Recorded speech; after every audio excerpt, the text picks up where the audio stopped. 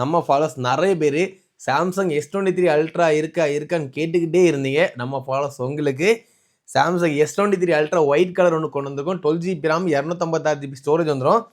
இந்த 23 ultra purchase பண்ணுறவங்களுக்கு 25 watts 1 year warranty original charge நம்ம ஃப்ரீயாக கொடுத்தோம்னா Samsung S23 ultra 12GB RAM 256GB வந்துடும். ஒயிட் கலரு அவுட்லுக் எல்லாமே கண்டிஷன் ரொம்பவே நீட்டாக இருக்கும்.